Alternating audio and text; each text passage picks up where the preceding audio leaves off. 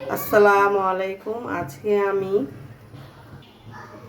চিংড়ি মাছের বুড়া পানি করব।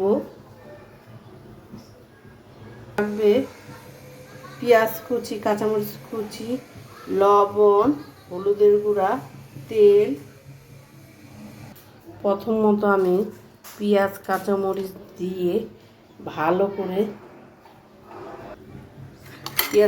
দিয়ে দিয়েছি। এখন আমি পরিমাণ মতো লবণ দিব আর দিয়ে দিব হলুদের গুঁড়ো আর দিয়ে দিব মরিচের গুঁড়ো। সামান্য একটু পরিমাণে তেল দিয়ে দিব। তেলটা দিলে কি হয়, একটু ভালো হয়। এখন আমি এগুলোকে ভালো করে মেখে নিব। ইচা মাছ, দেশি ইচা আমি ভালো করে বেটে নিয়েছি মিশ করে। এগুলো কিন্তু খেতে খুবই ভালো লাগে। এগুলো আগের সময় মানুষ এগুলো রান্না করে খেত, খুবই ভালো লাগতো খেতে।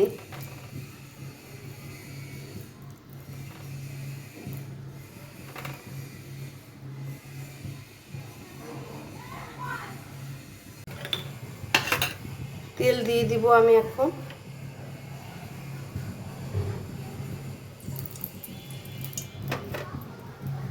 বড়াগুলো দিয়ে দিচ্ছি ভাজার জন্য কড়াইতে।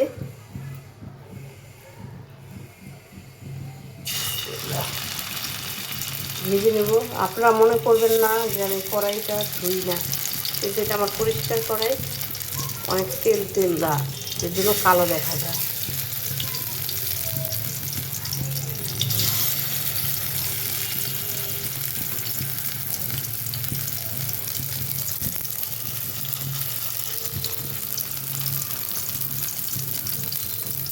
এভাবে কিন্তু বর্ষাকালে ইচার বোড়া পানি বানানো হয়, কারণ বর্ষার সময় গুড়া চিংড়িটা বাজারে বেশি পাওয়া যায়। এই জন্য এভাবে রান্না করতে ভালো লাগে। আমার চিংড়ি মাছের বড়াটা এক পিস মনে হয় হয়ে গেছে। এখন আমি উল্টিয়ে দিব। দেখুন কত সুন্দর হচ্ছে। এটা ভেজে যদি পানি বড়া করা যায় তাহলে বেশি ভালো হয় কাঁচার থেকে, কেননা কাঁচা মাছটা খেতে অত বেশি স্বাদ হয় না। এর জন্য ভেজেই ভুনা করতেছি আমি, কারণ এটা খেতে কিন্তু অসাধারণ লাগবে।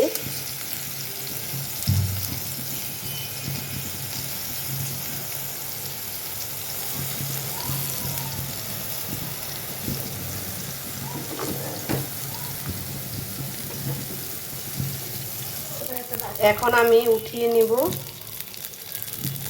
এটা হয়নি, একটু বাকি আছে। এখন আমি উঠিয়ে নিচ্ছি, কারণ হয়ে গেছে।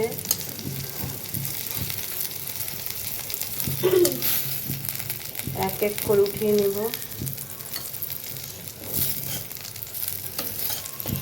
এই বড়াটা আমাদের খেতে কিন্তু খুবই ভালো লাগবে, ভাত দিয়ে, গরম ভাত, খুবই অসাধারণ লাগবে খেতে।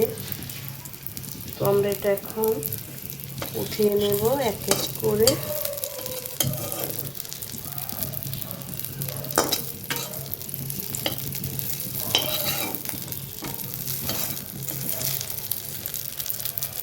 আমি গুঁড়া চিংড়ি দিয়ে আর একদিন গুঁড়া চিংড়ি দিয়ে চিজ বল বানিয়ে আপনাদেরকে দেখাবো যে কীভাবে বানাতে হয়। ভাজা শেষ।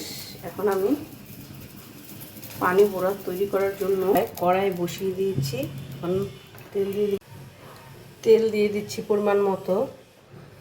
তেলের পরিমাণটা একটু কমই দিব, কারণ ভেজে নিয়েছি বড়াগুলো, ওখান থেকে তেল বের হয়ে আসবে। পেঁয়াজটা আমি ভালো করে ভেজে নিব।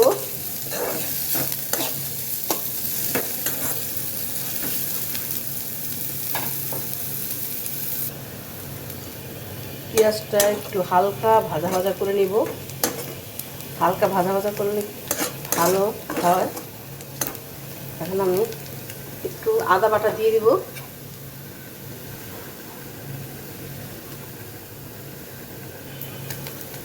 সামান্য পরিমাণ আদা বাটা দিয়ে দিয়েছি। এটাকে একটু ভালো করে পানি দিয়ে দেবো কিছু পরিমাণ।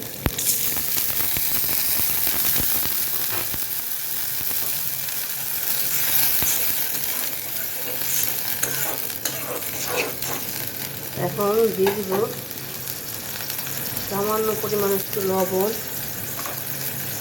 হলুদের গুঁড়ো, মরিচের গুঁড়ো আর দিয়ে দেবো ধনিয়ার গুঁড়ো। কারণ ধনিয়ার পাপড়ি তরকারিতে না দিলে ভালো লাগে না।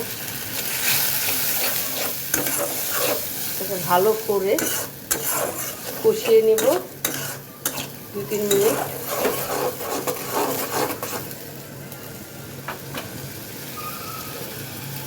কষানো হয়ে গেছে মশলা। এখন আমি চিংড়ির গুঁড়াগুলো দিয়ে দিচ্ছি।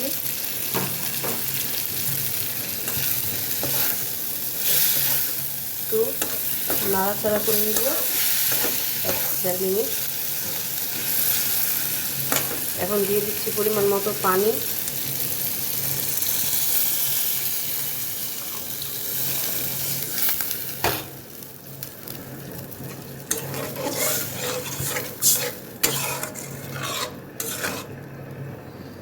এখন আমি ঢেকে রাখবো 4-5 মিনিট। এখন আমি ঢেকে দিব 4-5 মিনিট পর নামিয়ে নেব। চিংড়ি মাছের পানি বড়া হয়ে গেছে, আলহামদুলিল্লাহ খুব সুন্দর হয়েছে। এখন আমি পরিবেশন করব। চিংড়ি মাছের পানি বড়া হয়ে গেছে। যদি আপনাদের ভালো লাগে আমার এই রেসিপি তাহলে অবশ্যই একটা লাইক শেয়ার দিয়ে দিবেন আর কমেন্টসে কিন্তু জানাবেন কেমন হলো।